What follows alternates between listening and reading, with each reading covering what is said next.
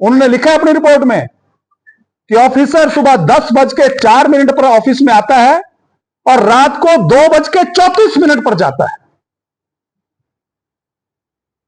ये biometrics machine से हिमाचल प्रदेश में और पूरे देश भर में अगर कोई इंप्लॉय 9 बजे जाता है तो 5 बजे छुट्टी होती है और उसमें भी 1 घंटे का ब्रेक होता है। यहां 10:04 पर कोई व्यक्ति एंटर हो रहा है और 2:34 को रात को। यह 1 मार्च की बात है। उसके 9 दिन बाद वो गायब हो जाते हैं। और कोई दिन ऐसा नहीं है, उसमें लिखा है कई बार आप 11:30 बजे रात को, कई बार 12 बजे आप लोग वहां से जाते रहे। ये बिमल, स्वर्गीय बिमल नेगी जी इस टाइम में वहां से निकलते रहे। आखिर कौन सा प्रेशर था? उनकी और डायरेक्टर की 16 बार एक दिन में बात हो रही है। अर्थात कहने का मतलब है, और एडिशनल चीफ सेक्रेटरी साहब ने अपनी रिपोर्ट में लिखा है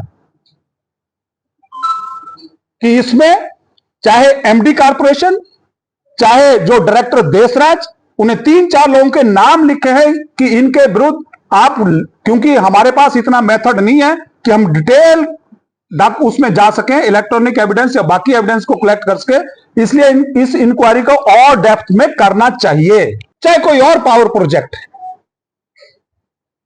आप स्मरण कीजिए कि जब एडिशनल चीफ सेक्रेटरी को विधानसभा के अंदर माननीय मुख्यमंत्री ने जो वक्तव्य दिया था कि हम इनकी अध्यक्षता में कमेटी बना रहे हैं और 15 दिन के अंदर अंदर रिपोर्ट देंगे, जब उन्होंने सरकार को रिपोर्ट सौंपी, जब उन्होंने सरकार को रिपोर्ट सौंपी, जो सरकार ने कमेटी बनाई थी, उनकी रिपोर्ट को एक सिंपल प्रिंसिपल सेक्रेटरी ने वापिस कर दिया कि आप इसको चेंज कीजिए।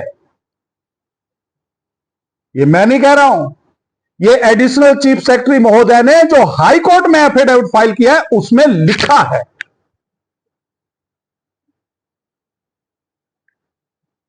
और रिपोर्ट चेंज करने के लिए कहा।